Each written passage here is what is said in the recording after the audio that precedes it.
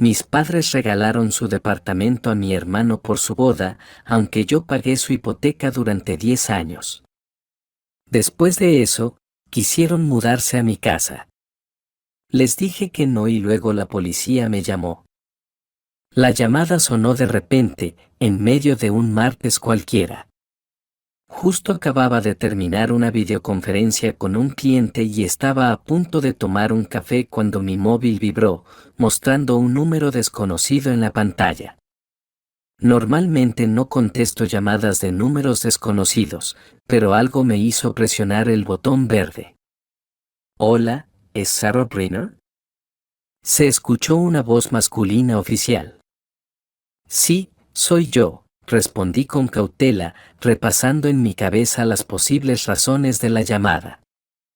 Capitán de policía Andrew Cooper, ¿usted es la propietaria de la casa en Phillips 27? Mi corazón se detuvo por un momento. Sí, esa es mi casa. ¿Qué ha pasado? La alarma se activó. Hay signos de robo. Hemos detenido a 2 personas en el lugar. Afirman conocerla.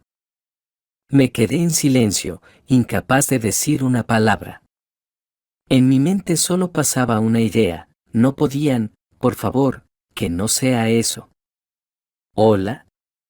¿Me escucha? La voz del capitán me devolvió a la realidad. Sí, disculpe. ¿Quiénes son estas personas? Pregunté, aunque ya sabía la respuesta. Se presentaron como Gloria y Bernard Brenner. Afirman ser sus padres. Se me secó la boca. 2 semanas. Han pasado solo 2 semanas desde que les dije firmemente, no. Mi vida pasó ante mis ojos, 35 años de intentos por ganarme el amor de mis padres, 10 años pagando una hipoteca ajena y el golpe final que recibí en la boda de mi hermano. Y ahora, esto. Ya voy para allá, le dije al capitán, tomando mi bolso y las llaves del coche. Por favor, no hagan nada hasta que yo llegue. Mi familia es una historia de altibajos, con raíces en el pasado. El abuelo de mi padre, Glenn Brenner, fue un famoso relojero con su propio taller. A mi abuela le encantaba contar cómo personas del gobierno le encargaban relojes personalizados con grabados. Pero después de los eventos en el país, todo cambió. Le quitaron el taller y la familia perdió todos sus ahorros. Clint Brenner murió de tifus en 1919 y su hijo, mi abuelo Elliot, sobrevivió como pudo, sobreviviendo con trabajos temporales. Su talento para la mecánica seguía intacto, pero tuvo que aplicarlo no a delicados mecanismos de relojería, sino a generadores de jardín y motocicletas de trofeos. Por parte materna, la historia no era menos dramática. Mi bisabuela Beatriz provenía de una familia acomodada, dedicada al comercio de telas. Antes de los acontecimientos, eran dueños de 2 tiendas y de una casa de 2 pisos. Todo eso también se hundió irremediablemente en el abismo de los cambios históricos. Estas historias familiares sobre la prosperidad perdida a menudo se escuchaban durante la cena en mi infancia. Mi madre las contaba con una entonación especial, como si quisiera subrayar, no somos personas comunes, perdimos lo que nos pertenecía por derecho. Por otro lado, mi padre solía repetir: la sangre no se olvida, Sara. En ti corre la sangre de personas que sabían cómo alcanzar el éxito. Tienes que devolver a la familia su estatus perdido. Entonces, cuando era niña, me enorgullecía de estas historias. Pero más tarde entendí que ellas creaban una pesada carga de expectativas que mis padres habían depositado sobre mí. Es extraño, pero a mi hermano menor Patrick, por alguna razón, no le imponían ese mismo peso. Se le permitía ser simplemente un niño, mientras que yo debía convertirme en la esperanza de la familia. Nací en 1995, en plena agitación económica. Mi madre solía contar que el embarazo fue difícil, constantes tensiones debido a los retrasos en el pago de salarios, inseguridad sobre el futuro. Mi padre trabajaba como ingeniero en una fábrica de defensa y aunque no lo despidieron, el dinero se pagaba de forma irregular, a veces incluso con productos. Pero lo más importante, algo que no supe hasta la adolescencia, fue que esperaban un niño. Estaban tan seguros de ello. Cuando nací, se sintieron decepcionados. Supe esta historia por accidente a los 13 años, al escuchar una conversación entre mis padres y mi tía Luisa. Queríamos tanto tener un hijo primero, un niño, suspiraba mi madre. Pero Sara es tan lista que pronto nos conformamos. Y después Dios nos dio a Patrick. Conformarse. Así. Yo era el consuelo. La compensación por la decepción. Esta frase escuchada por accidente explicó muchas cosas, tanto sobre la relación de mis padres conmigo como sobre su entusiasmo cuando, 4 años después de mí, nació el tan esperado Patrick. Los primeros años de mi vida fueron relativamente tranquilos. Vivíamos en un departamento de 2 habitaciones en el centro de la ciudad, que habíamos heredado de mi abuela materna. El departamento era viejo, con techos altos y piso de madera que crujía, pero para mí era un verdadero palacio. Me encantaba especialmente el mirador con la ventana redonda en la sala de estar, donde estaba la silla de mi madre. Allí me leía cuentos y me contaba historias sobre nuestros antepasados. Mi padre trabajaba, mi madre se ocupaba de mí, y más tarde, de mi hermano. Ella tenía un título de profesora de idiomas extranjeros, pero no fue a la escuela, decidió dedicarse a la familia. A veces tomaba alumnos particulares que venían a nuestra casa. Recuerdo cómo me sentaba en silencio en la habitación contigua, escuchando a mi madre hablar en inglés y francés. Me parecía algo mágico. Nuestra vida era humilde, pero estable. Hasta 1999.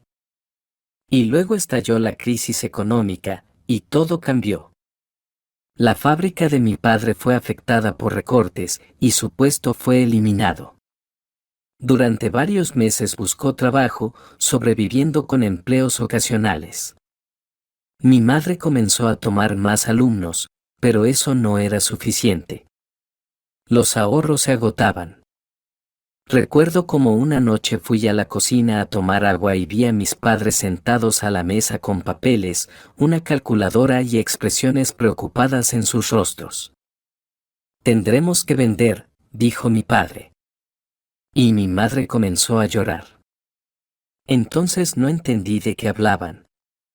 Pero pronto supe, decidieron vender nuestro departamento y mudarnos a un barrio más barato para tener dinero para vivir. La mudanza fue el primer gran golpe en mi vida. Tenía 6 años y no quería dejar mi palacio con la ventana redonda. Lloraba, les pedía que nos quedáramos, les prometía no pedir nuevos juguetes ni libros. Patrick, que entonces tenía solo 2 años, solo caminaba detrás de mamá, sin entender lo que estaba pasando. «Sara, no compliques las cosas», dijo mi padre irritado, cuando me eché a llorar otra vez al ver cómo empaquetaban mis libros. «Ya eres una niña grande y deberías entender que esto es necesario». Asentí, tragando las lágrimas. Tenía 6 años. Pero ya era una niña grande. Y Patrick podía quejarse y llorar. A él mamá lo cargaba y lo consolaba. Nuestra nueva casa resultó ser un departamento de una habitación en las afueras de la ciudad, en el primer piso de un edificio de 5 pisos. Oscuro, con techos bajos, con un olor constante a humedad proveniente del sótano. Me parecía una cárcel. Patrick y yo dormíamos en una habitación y mis padres en un sofá cama en la cocina. Lo peor de todo era que estábamos lejos de mi escuela. Ya había comenzado el primer grado, y ahora tenía que levantarme una hora antes para que papá pudiera llevarme en autobús por toda la ciudad. A menudo no podía, se iba a hacer trabajos extra, y entonces mamá me llevaba, con Patrick de la mano. Pero incluso este departamento resultó ser demasiado caro para nosotros. A los 6 meses volvimos a mudarnos, esta vez a una habitación alquilada en una casa compartida. Cocina común. Baño común. Vecinos que golpeaban la pared. Cuando Patrick lloraba por las noches, mamá me decía: esto es temporal. Papá está buscando un buen trabajo, pronto todo se arreglará. Yo creía. ¿Qué otra cosa podía hacer? Trataba de ser una buena niña, no quejarme del poco espacio, no reaccionar a las miradas incómodas de los vecinos, no pedir ropa nueva en lugar de la que me modificaban con las prendas viejas de mamá. Durante los siguientes 5 años cambiamos otras 3 viviendas alquiladas, cada vez mudándonos en busca de un lugar más barato o mejor por el mismo precio. Cada vez cambiaba de escuela, me acostumbraba a nuevos maestros y compañeros. Apenas me hacía amigos, y ya teníamos que mudarnos de nuevo. Recuerdo nuestra tercera vivienda alquilada con especial claridad. Estaba en una casa de madera antigua, compartida por 2 familias, con calefacción a leña y baño afuera. En invierno, el agua del lavabo se congelaba, y mi madre la calentaba en la estufa para que pudiéramos lavarnos antes de ir a la escuela. Pero allí había un jardín grande, y en verano Patrick y yo pasábamos todo el tiempo en él.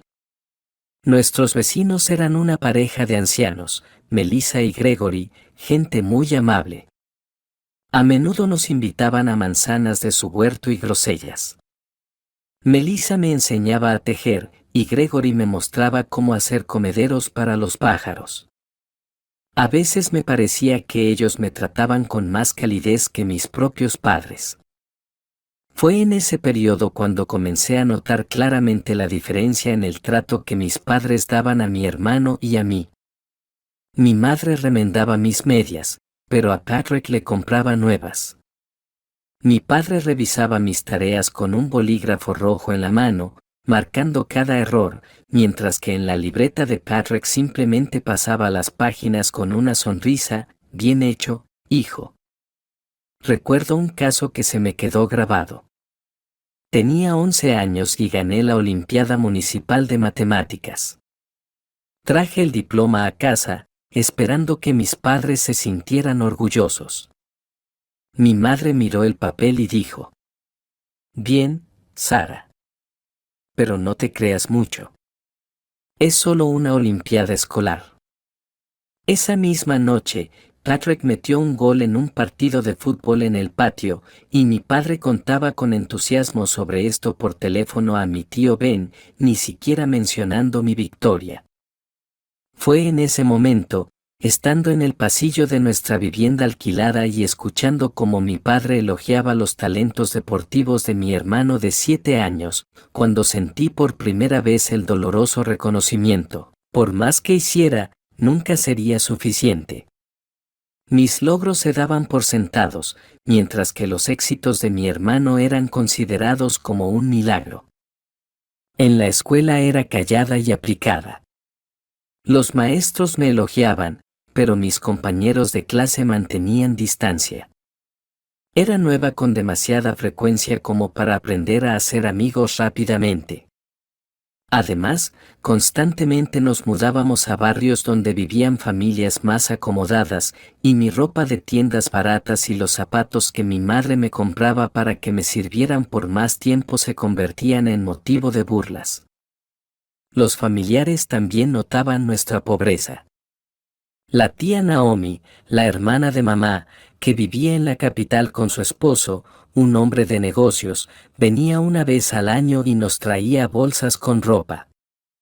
Esto es para Sara, esto para Patrick, y esto para ti, Gloria, decía con una compasión difícil de disimular, sacando ropa de su maleta. Casi nueva, simplemente ya no nos queda. Odiaba esos momentos. Odiaba sentirme como una pariente pobre. Odiaba ver cómo mamá contenía las lágrimas al agradecer a su hermana. Y odiaba aún más cuando Patrick se ponía contento probándose unas zapatillas nuevas o una chaqueta, mientras que a mí me daban ropa de mis primas, que me superaban en estatura y tenían un cuerpo completamente diferente al mío. A los 12 años decidí firmemente que no dependería más de mis padres económicamente. Claro, era imposible hacerlo por completo, seguía siendo una niña.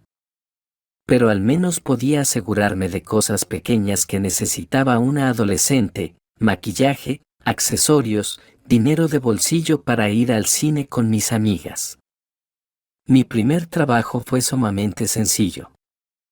Ayudaba a la vecina, una maestra de primaria, a corregir cuadernos.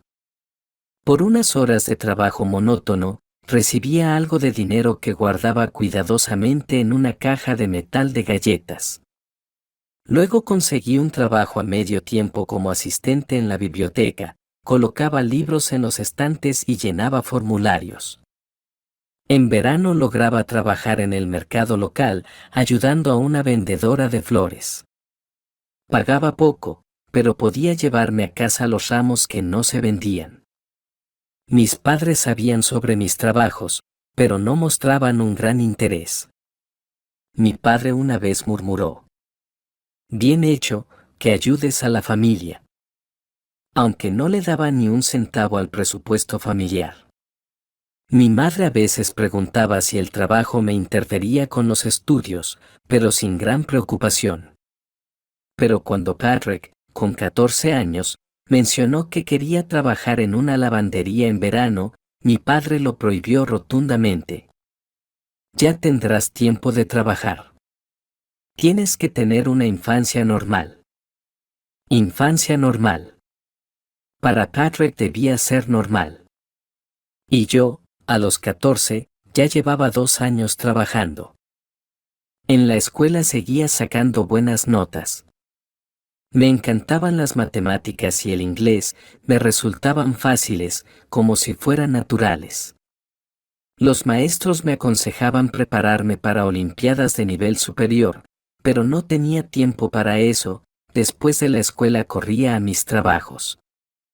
Cuando cumplí 15, nuestra familia se mudó nuevamente, esta vez a un viejo departamento en las afueras de la ciudad.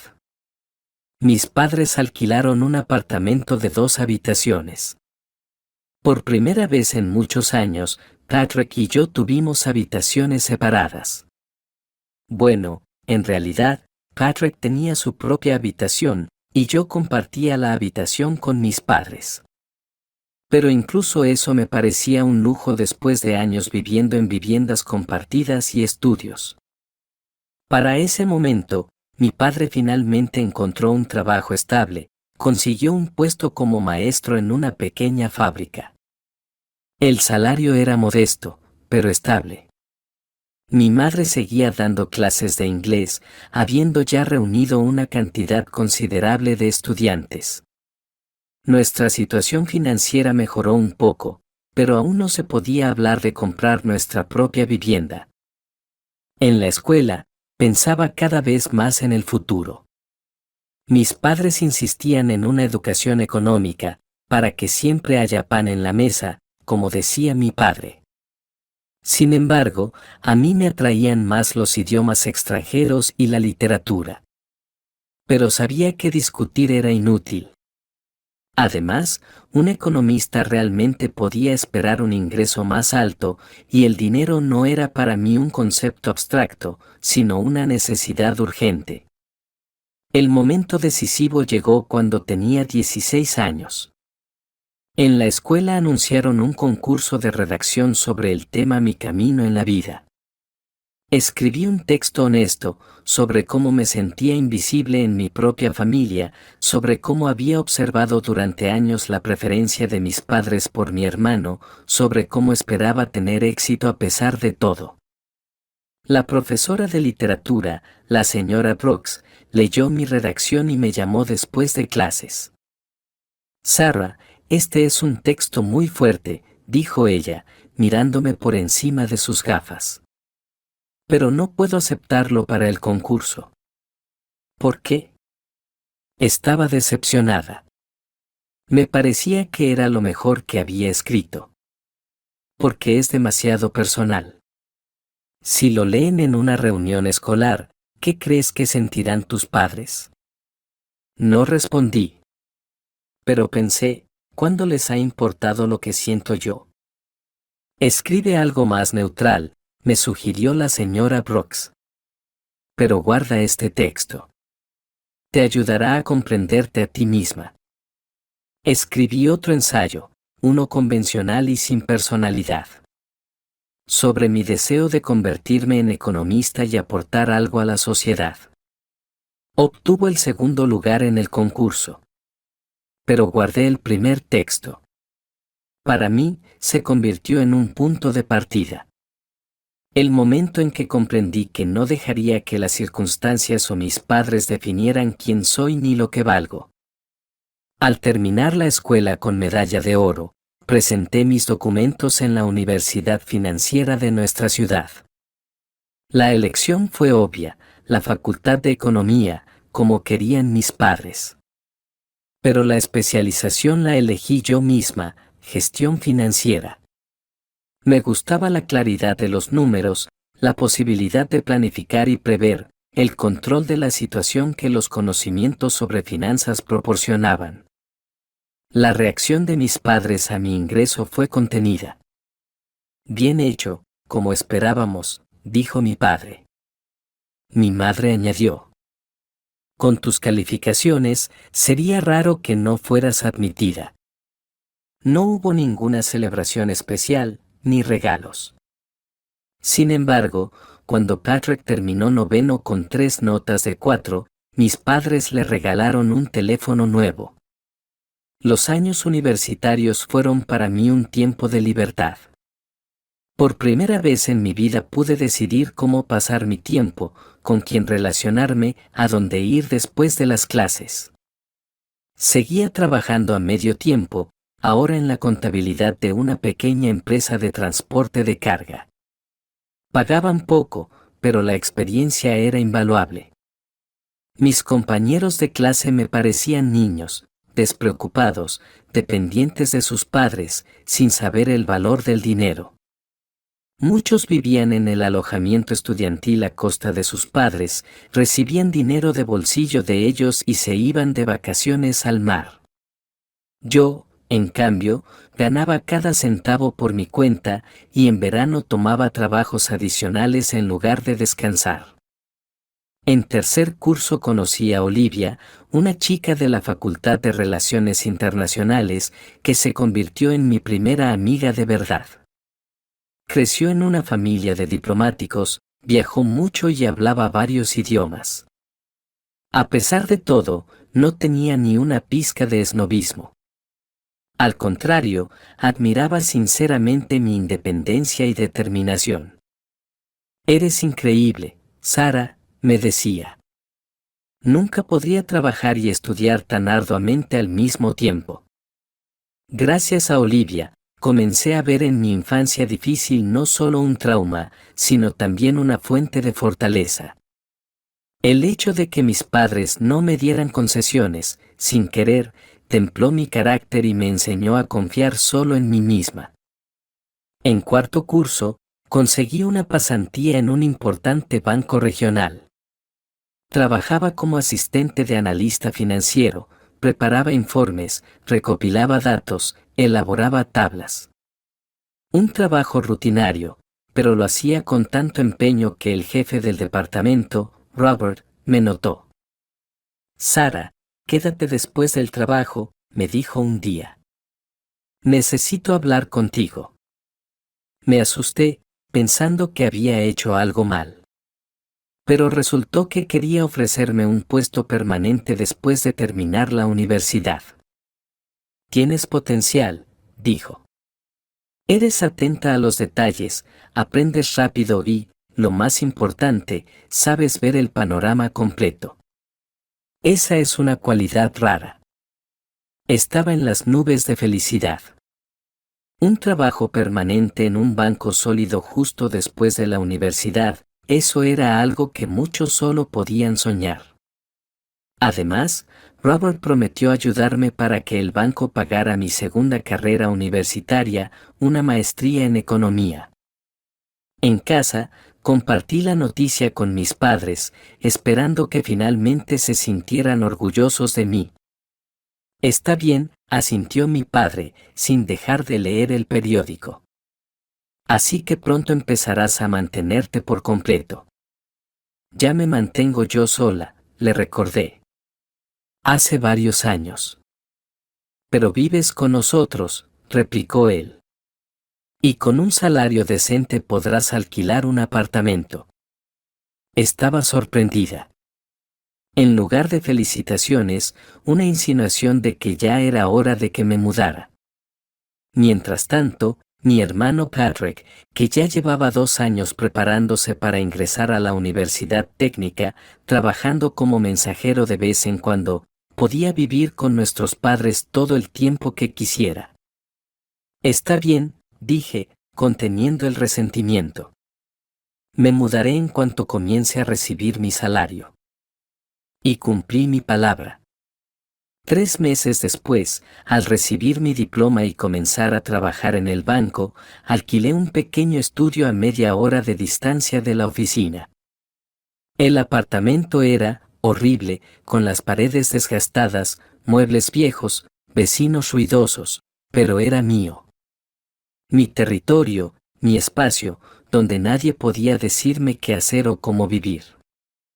Simultáneamente con el trabajo, ingresé a la maestría, como había planeado.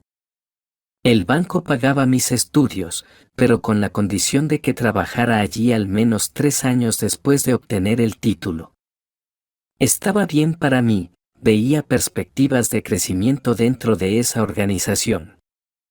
El primer año de vida independiente fue difícil. El salario de un principiante apenas cubría el alquiler y los gastos más básicos. Ahorraba en todo, desde la comida hasta la ropa. Pero incluso en los días más difíciles, cuando tenía que comer trigo sarraceno 3 días seguidos porque no tenía dinero para otra cosa, nunca me arrepentí de mi decisión. Veía a mis padres rara vez, una vez al mes iba a la cena familiar. Estas visitas siempre eran tensas.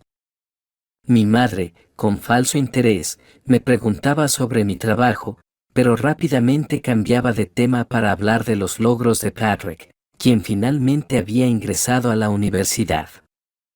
Mi padre, en su mayoría, permanecía en silencio, solo a veces soltando un comentario sobre que a mi edad ya debería estar pensando en formar una familia, no en una carrera. No respondía, solo dejaba esos comentarios pasar por alto. Mi vida finalmente empezaba a encajar según mi propio plan, y no pensaba dejar que las expectativas ajenas se interpusieran nuevamente en mi camino. Conocí a Derek de manera completamente accidental, en circunstancias que difícilmente podrían considerarse románticas. Era una tarde lluviosa de viernes, me había quedado trabajando tarde analizando los informes trimestrales. Cuando finalmente salí de la oficina, comenzó a llover intensamente. No tenía paraguas y la parada de autobús estaba a unos 10 minutos a pie. Estaba parada frente a la entrada del centro de negocios, pensando si llamar un taxi o esperar a que pasara la lluvia, cuando un hombre alto y de cabello oscuro, vestido con un traje elegante, se acercó a mí.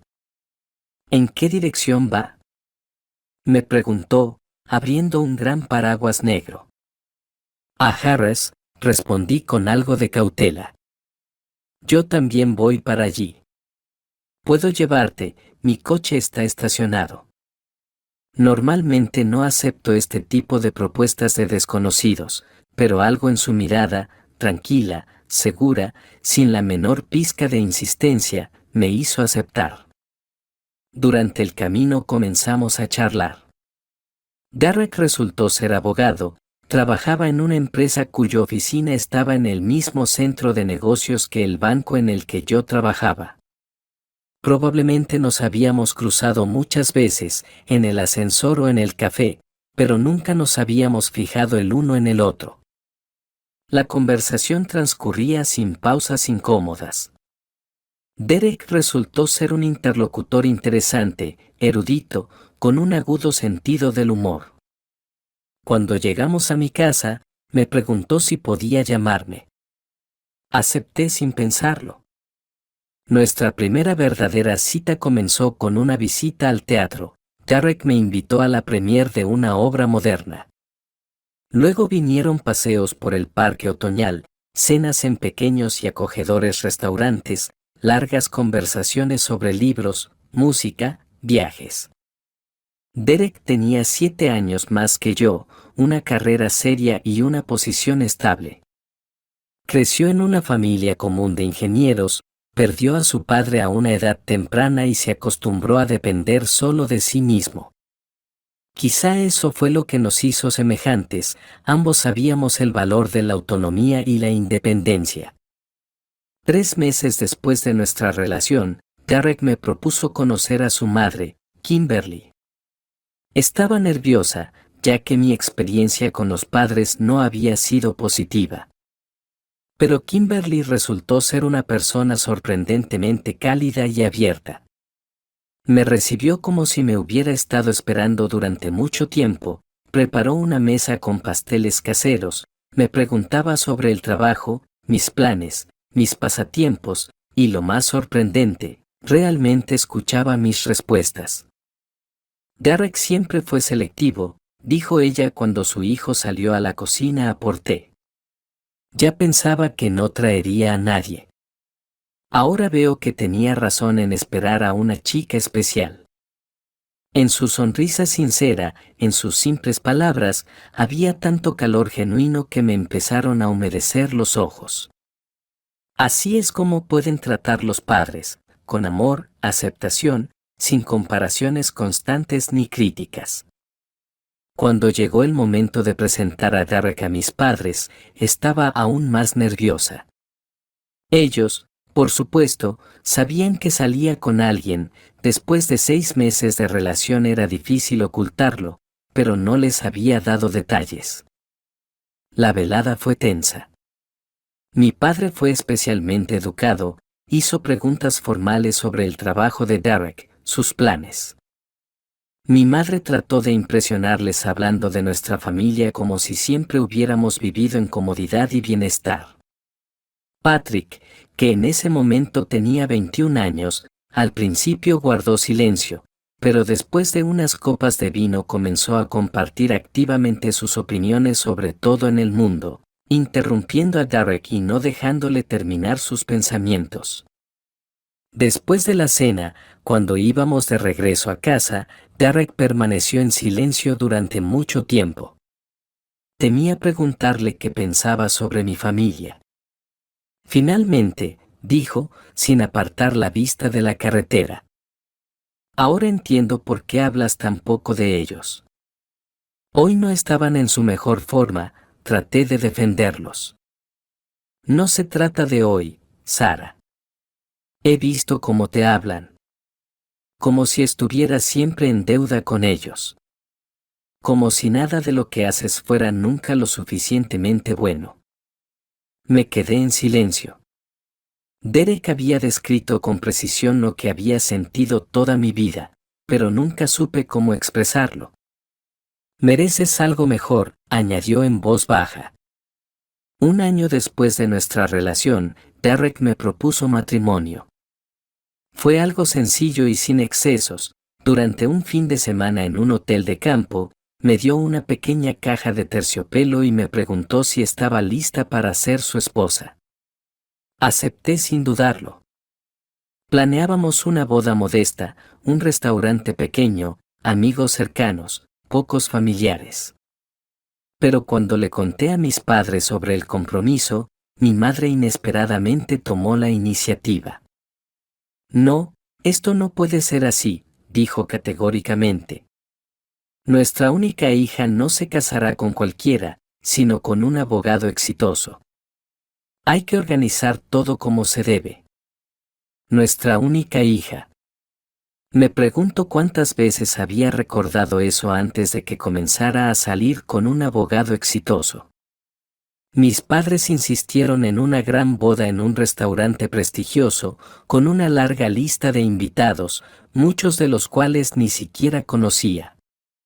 Derek sugirió simplemente pagar todos los gastos nosotros mismos y hacer la fiesta a nuestra manera, pero no me atrevía a tener un conflicto directo con mis padres.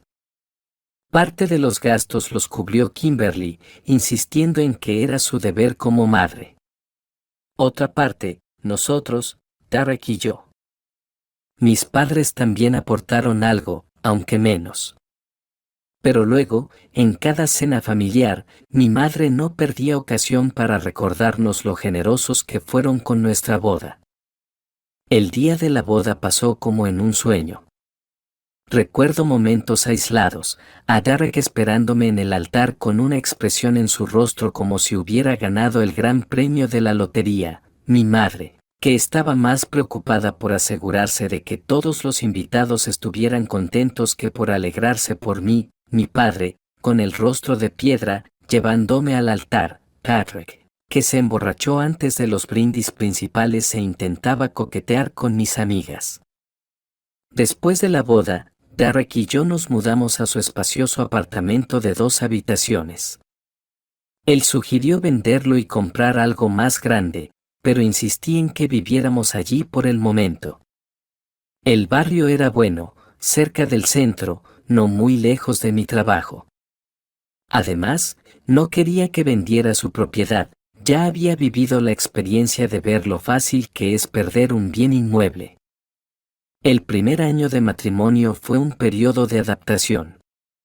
Ambos trabajábamos entre 10 y 12 horas al día, a menudo llevábamos trabajo a casa, y algunas veces no nos veíamos durante varios días debido a los viajes de negocios de Derek.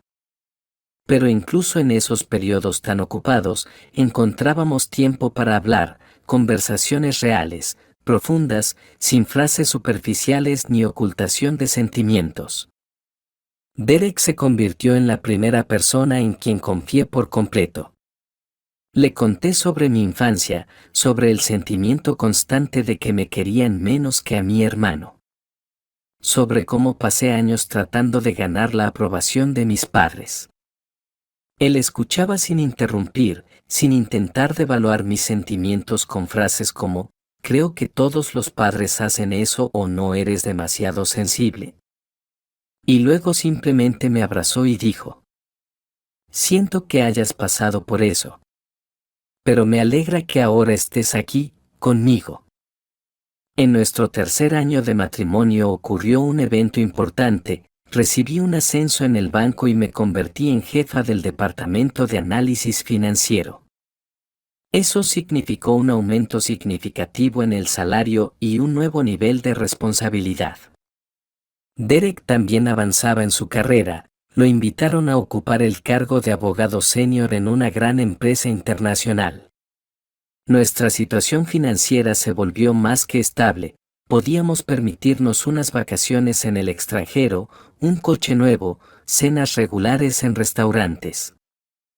Sentí que finalmente había alcanzado el nivel de bienestar con el que soñaba cuando era niña, sentada en la fría habitación de un apartamento de alquiler, leyendo los libros de texto a la luz de una lámpara de escritorio.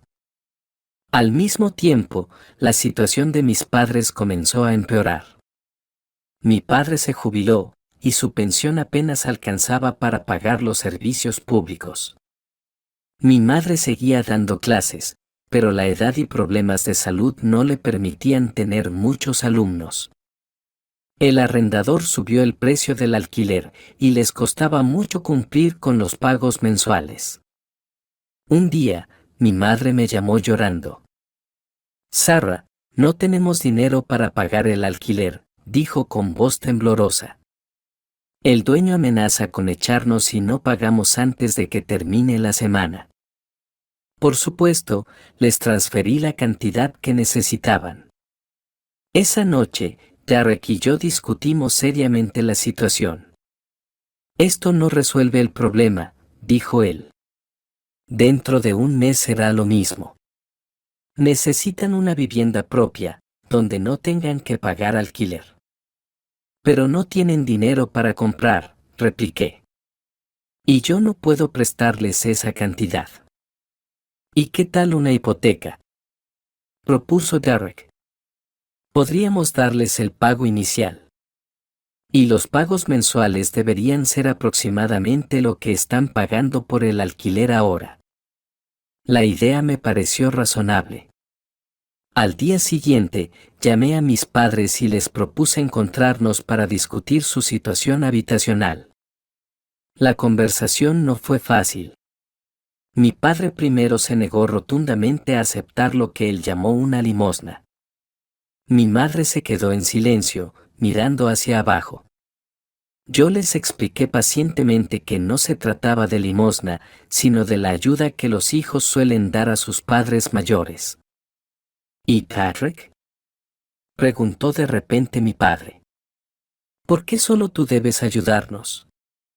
¿Dónde estaba Patrick? A sus 24 años ya había terminado la universidad, pero no tenía un trabajo estable. Se las arreglaba con trabajos temporales, vivía de un lado a otro, a veces con una novia, a veces con otra, y de vez en cuando pasaba la noche en casa de mis padres. Hablaré con él, prometí, aunque sabía perfectamente que la conversación no serviría de mucho. Después de largas discusiones, llegamos a una solución: mis padres solicitarían una hipoteca, y Derek y yo les daríamos el dinero para el pago inicial. Después, ellos pagarían la hipoteca con la pensión de mi padre y los ingresos de mi madre. Patrick también tendría que aportar su parte cada mes. Cuando le expuse este plan a mi hermano, al principio aceptó con entusiasmo. Claro, hermanita, voy a ayudar a los padres, tan pronto como consiga un trabajo decente. Lo miré escéptica, sabiendo que ese trabajo decente podría nunca llegar. Patrick siempre creyó que merecía algo más que lo que le ofrecían. Cambiaba de trabajo cada pocos meses, o lo despedían por su falta de responsabilidad, o él mismo renunciaba porque se sentía decepcionado por la atmósfera no lo suficientemente creativa o las perspectivas limitadas. El banco aprobó la hipoteca para mis padres, una pequeña vivienda de 2 habitaciones en un barrio residencial. Derek y yo aportamos el 30% del valor como pago inicial, una suma considerable que habíamos planeado destinar a la renovación de nuestro propio apartamento. Pero estaba feliz de poder ayudar a mis padres a encontrar estabilidad en su vivienda. Los primeros meses todo siguió según lo planeado. Mis padres hacían los pagos a tiempo. Incluso Patrick aportó su parte un par de veces. Pero al cuarto mes empezaron los problemas. Sara, tenemos una situación difícil, me llamó mi madre. Papá necesita una operación en la rodilla. El seguro no cubre todos los gastos. No podremos hacer el pago de la hipoteca este mes. Claro que ayudé. Y el mes siguiente también, cuando descubrimos que después de la operación mi padre necesitaba un costoso tratamiento de rehabilitación. Luego, a mi madre le empeoró la artritis y no pudo dar clases durante varias semanas. Poco a poco, lo que comenzó como una ayuda temporal, se convirtió en un compromiso constante. Yo transfería dinero todos los meses a la cuenta de mis padres para que pudieran hacer el pago de la hipoteca. Patrick dejó de hacer incluso contribuciones simbólicas, alegando la falta de trabajo o sus propias deudas. Derek entendía la situación, aunque a veces expresaba su preocupación. Sara, ¿estás segura de que podemos seguir así?, me preguntó una noche, cuando una vez más revisaba el presupuesto familiar tratando de encontrar una cantidad para mis padres. Es una carga seria para nuestras finanzas. ¿Y qué se supone que haga? Estoy cansada, me froté los ojos. No puedo dejarlo sin techo. Claro que no, estuvo de acuerdo. Solo quiero asegurarme de que no nos pongamos en una situación difícil tratando de compensar los gastos adicionales. Empecé a tomar trabajos adicionales, asesoraba a pequeñas empresas en temas financieros, escribía informes analíticos como freelance. Esto significaba aún menos tiempo para descansar y estar con la familia, pero sentía que no tenía derecho a negarme a ayudar a mis padres. Al fin y al cabo, aunque mi infancia no fuera fácil, ellos me criaron, me dieron educación, me formaron. Pasaron los años, y lo que comenzó como una ayuda temporal se extendió durante largos 10 años. Yo prácticamente pagaba sola la hipoteca de mis padres, posponiendo mis propios planes y sueños. A lo largo de esos años, muchas cosas cambiaron.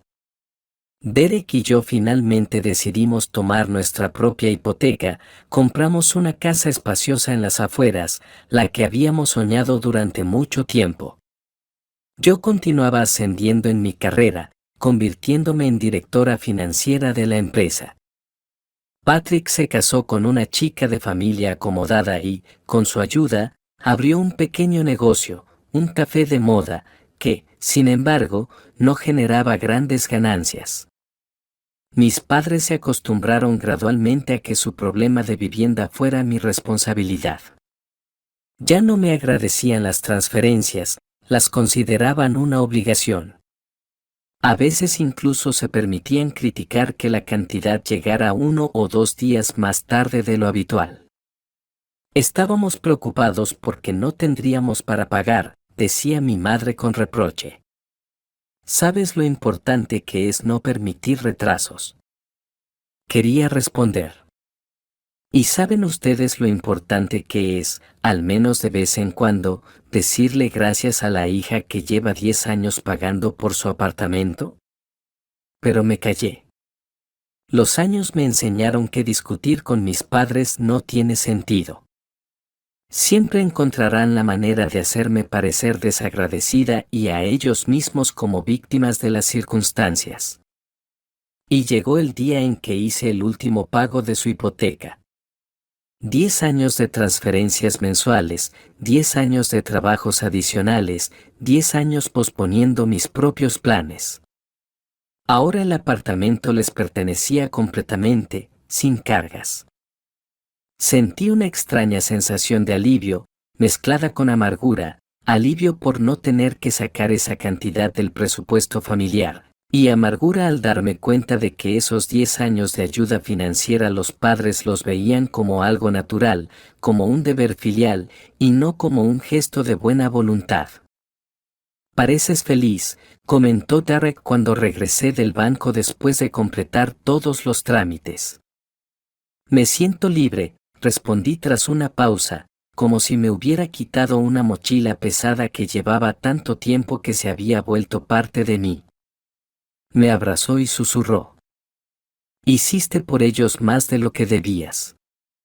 Ahora es el momento de pensar en ti». Asentí, sin sospechar que pronto el destino me daría otra lección sobre lo que significa la gratitud parental. Un mes después de que cerramos la hipoteca, Patrick anunció que se casaba. Su elegida era Emily, una joven ambiciosa que trabajaba en una revista de moda. Su relación duraba solo 6 meses, pero Patrick aseguraba que había encontrado a la persona indicada. «La boda será en verano», nos dijo durante una cena familiar. Pequeña, pero elegante.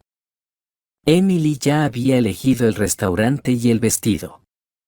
Mis padres brillaban de felicidad, mamá no dejaba de hablar de lo hermosa que sería la ceremonia. Papá contaba con orgullo cómo Patrick se había levantado, con su café, sin mencionar que las principales inversiones las habían hecho los padres de Emily. Me pidieron que ayudara con la organización. Mi experiencia como directora financiera, según mamá, sería muy útil para hacer el presupuesto de la boda y negociar con los proveedores. Acepté, aunque sentía una leve irritación. Cuando Derek y yo nos casamos, nadie nos ofreció ese tipo de apoyo. Durante los siguientes meses, pasé mucho tiempo ayudando a los futuros novios con la preparación. Negocié con el restaurante para reducir el precio del banquete, encontré un buen fotógrafo a un precio razonable, hice la lista de invitados y envié las invitaciones. Paralelamente, Derek y yo pensábamos en el regalo de boda. Después de largas discusiones, decidimos regalarles a Patrick y Emily un certificado para un viaje alrededor del mundo, un regalo caro, pero memorable. Derek sugería algo más práctico, como una contribución para su propia hipoteca, pero yo insistí en el viaje. Me parecía que sería simbólico darles la oportunidad de ver el mundo, ampliar sus horizontes. Una semana antes de la boda, mis padres nos pidieron a Derek y a mí que fuéramos a su casa para discutir un asunto importante. Pensé que se trataría de algunos detalles de la ceremonia. Mamá nos recibió en la puerta del apartamento, que en realidad compré para ellos con mis pagos, con una sonrisa misteriosa. «Tenemos una sorpresa para ustedes», dijo, guiándonos a la sala. Papá estaba sentado a la mesa con algunos documentos, parecía solemne, incluso había puesto su mejor suéter, que normalmente reservaba para ocasiones especiales. Sarah, Derek, comenzó con un tono formal. Mamá y yo hemos estado pensando mucho sobre cómo agradecerle a Patrick y a Emily por su amor y cuidado hacia nosotros. Miré confundida a Derek. ¿Qué cuidado?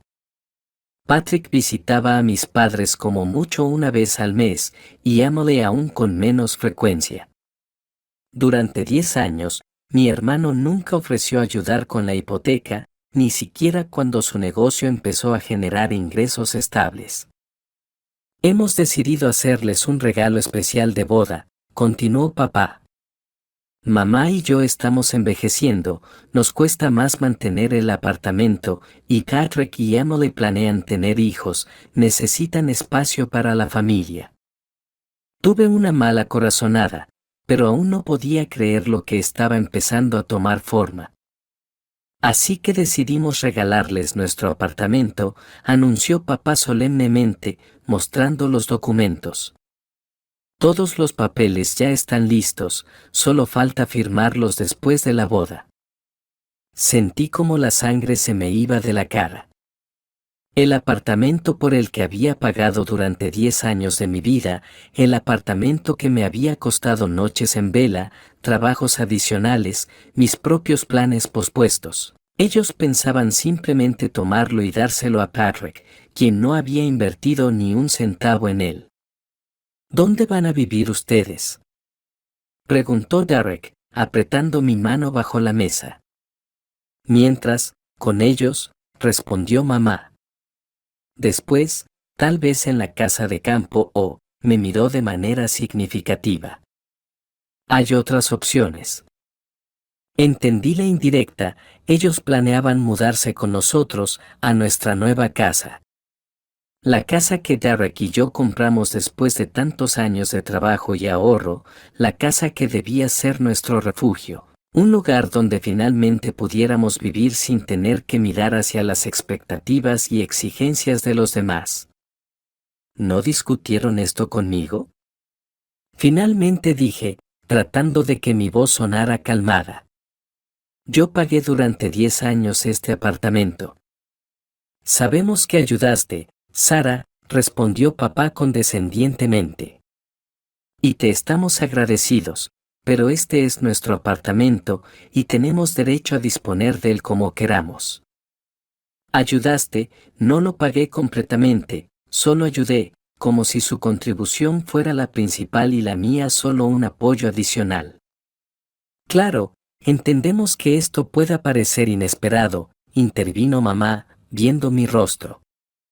Pero Patrick es nuestro hijo, necesitamos ayudarlo a ponerse de pie. Y tú ya tienes todo, un buen trabajo, una casa, un marido. Tienes suerte en la vida. Tienes suerte, como si mi éxito fuera un golpe de suerte y no el resultado de décadas de trabajo arduo, autodisciplina y constante superación. Me levanté, sintiendo cómo me temblaban las rodillas. Derek y yo, quizás nos vayamos, dije, tratando de que mi voz sonara calmada. Necesitamos pensarlo. La semana antes de la boda de Patrick pasó en un tenso silencio.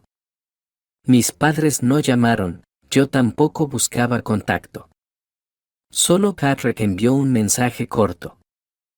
Sara, hablé con mis padres, todavía quieren regalarnos el apartamento, pero Emily y yo decidimos que ellos se quedarán a vivir allí con nosotros hasta que encuentren otra opción. Era un intento de compromiso, pero no me tranquilizó. Conocía demasiado bien a mis padres, nunca buscarían otra opción mientras pudieran vivir a expensas de alguien más. En unos meses comenzarían a insinuar que la joven pareja necesita espacio y la idea de mudarse a mi casa volvería a surgir. Después de mucho reflexionar, decidí ir a la boda.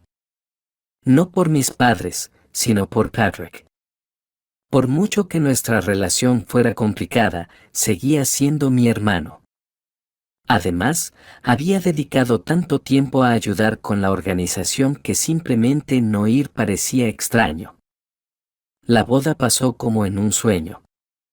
Sonreía, decía las palabras correctas, me tomaba fotos con la familia, pero por dentro sentía vacío y distanciamiento.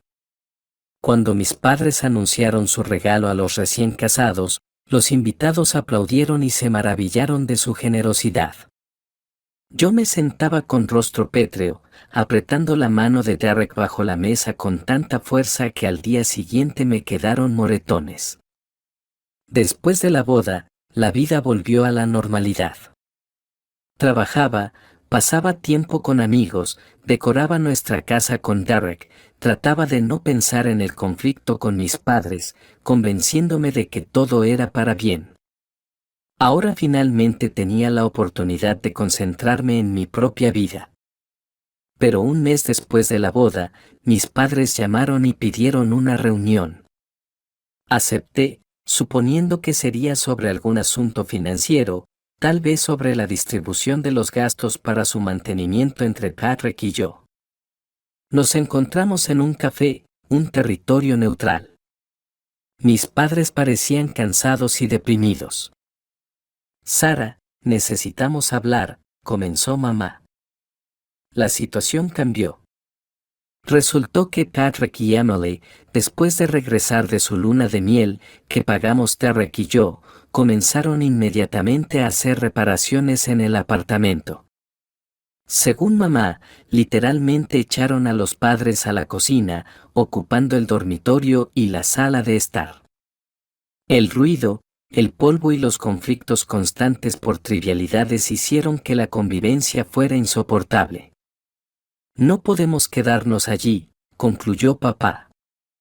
Es imposible. Escuchaba en silencio, tratando de mantener una expresión neutral en el rostro, aunque por dentro luchaban sentimientos contradictorios, simpatía por su situación y una amarga satisfacción al ver que mis predicciones se habían cumplido tan rápidamente. ¿Qué esperan de mí?, pregunté finalmente. Se miraron entre ellos. Pensábamos. Tal vez podríamos vivir con ustedes y Derek, sugirió mamá con cautela. Solo unos meses, hasta que encontremos otro lugar. Negué con la cabeza. Ya hablamos de esto, mi respuesta no había cambiado. No pueden vivir con nosotros. ¿Pero a dónde vamos a ir? La voz de papá sonaba indignada. Sabes que no tenemos dinero para un alquiler. Ustedes tenían un apartamento, le recordé tranquilamente. Decidieron dárselo a Patrick. Esa fue su decisión, y ahora deben asumir las consecuencias. No pensábamos que él nos haría esto, sollozó mamá. Es nuestro hijo, pensábamos que él se encargaría de nosotros. En ese momento no sentí maldad, sino cansancio.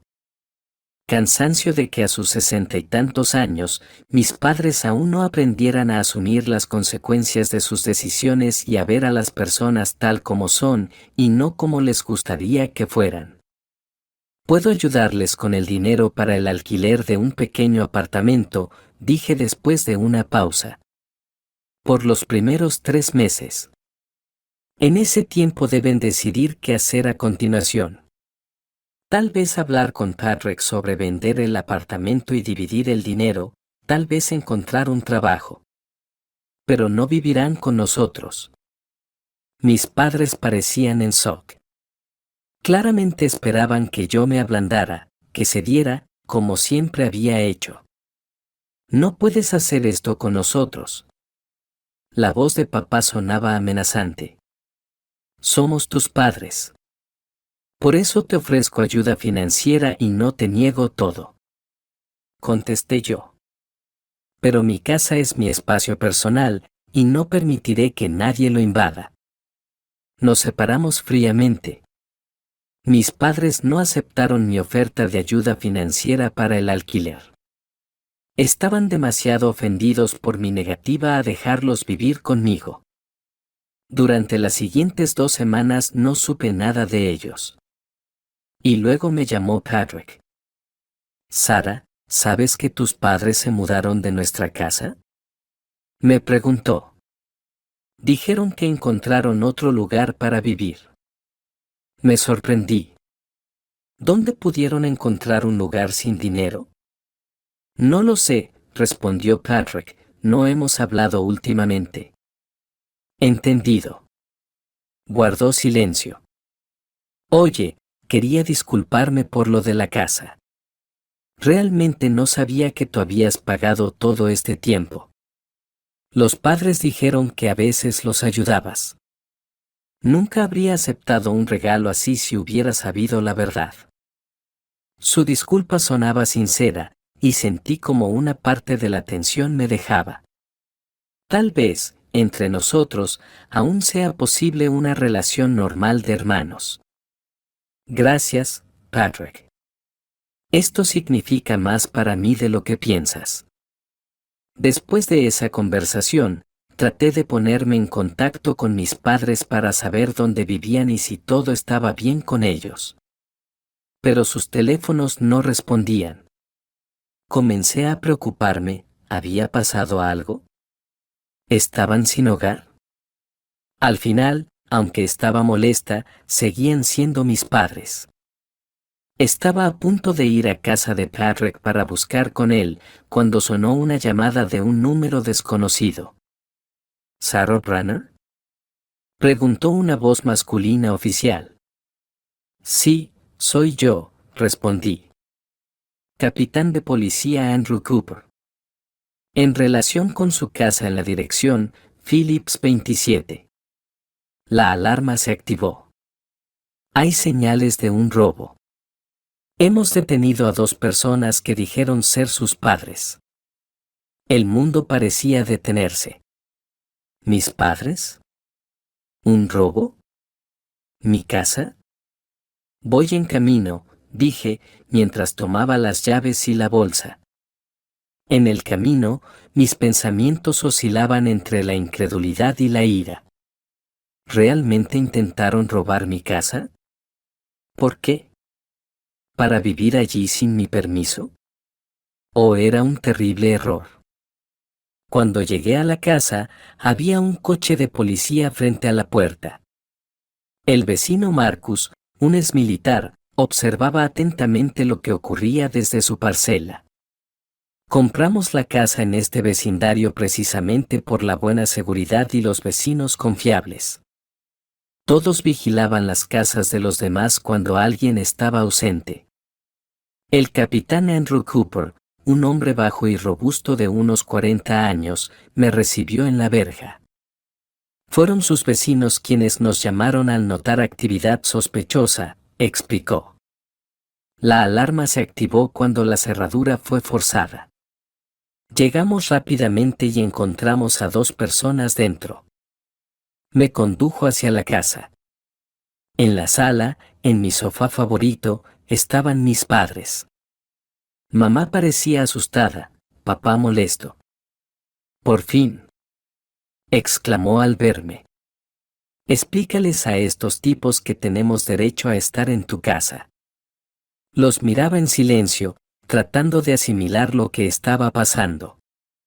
¿Conoce usted a estas personas?, preguntó el capitán. Sí, son mis padres, confirmé. Pero no tienen llaves de la casa y no tienen permiso para estar aquí. Papá se levantó de un salto. ¿Qué quieres decir con que no tenemos permiso? Somos tus padres. No tenemos otro lugar donde vivir.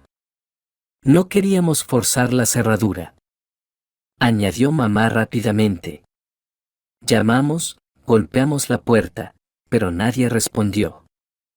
Pensamos que tal vez estarías fuera y no teníamos donde dormir. ¿Y por eso decidieron forzar la cerradura?, pregunté, incrédula. No teníamos otra opción, gritó papá.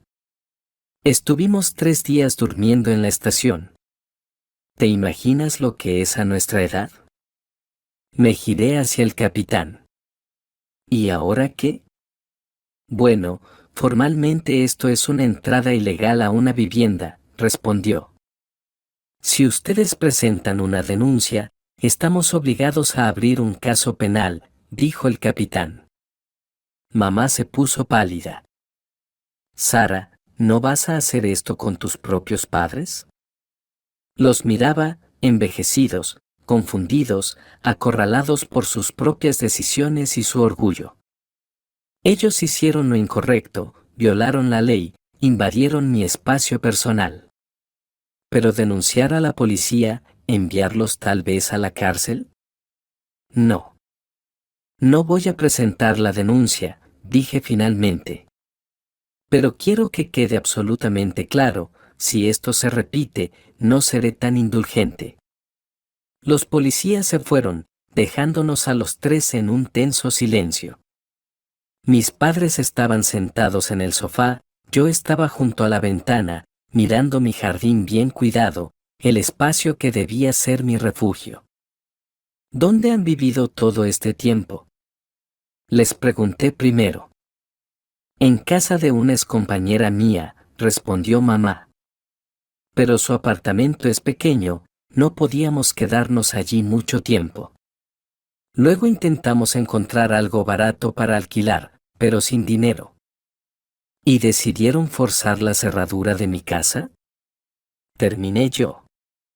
No llamaron, no pidieron ayuda, simplemente vinieron y rompieron la puerta. Llamamos. Se indignó papá. No contestaste. Saqué el teléfono y revisé la lista de llamadas. La última llamada de ustedes fue hace 3 semanas, cuando pidieron permiso para quedarse aquí y yo les dije que no. Ellos guardaron silencio, sin mirarme. ¿Por qué no le pidieron ayuda a Patrick?, pregunté. El apartamento donde vivían ahora es suyo. Él tiene alguna responsabilidad sobre ustedes. Patrick tiene sus propios problemas, respondió mamá evasivamente. Empezaron con la reforma, no tienen tiempo para nosotros. Me sonrió amargamente. Y a mí me debería importar, ¿no? Incluso después de que le regalaron el apartamento que yo pagué durante 10 años y ahora intentan mudarse a mi casa por la fuerza. Tú eres mi hija, dijo papá entre dientes, levantándose. Toda nuestra vida la pusimos en ti y tú nos echas a la calle. Yo no estoy echando a nadie, respondí firmemente. Ustedes mismos se quedaron sin casa cuando le dieron el apartamento a Patrick. Fueron sus decisiones, su elección. Ahora intentan hacerme responsable de las consecuencias. No tenemos a dónde ir. Sollozó mamá. Yo ofrecí ayuda con el alquiler de un lugar, les recordé. Ustedes se negaron. Ofrecí hablar con Patrick sobre la posible venta del apartamento y dividir el dinero, pero no lo quisieron. En lugar de eso, prefirieron romper la puerta de mi casa. Me acerqué al teléfono. Ahora voy a pedir un taxi para que se vayan a casa de Patrick. Él es su hijo, y es su responsabilidad asegurarse de que tengan un techo, especialmente considerando que tiene un apartamento que pagué yo. No puedes hacer esto con nosotros, gritó papá. Es injusto. Injusto. Lo miré directamente a los ojos. Fue injusto usar mi dinero durante 10 años y luego darle el apartamento a tu hermano. Fue injusto irrumpir en mi casa en lugar de pedir ayuda. Fue injusto que me pusieras siempre en segundo lugar después de Patrick. Marqué el número de un taxi. Estoy pidiendo un coche, y si alguna vez intentas entrar a mi casa nuevamente, haré una denuncia a la policía. Ustedes son mis padres, y no quiero que tengan problemas con la ley, pero hay límites que no se deben cruzar. El taxi llegó en 15 minutos. Mis padres recogieron sus pocas cosas en silencio cerca de la puerta.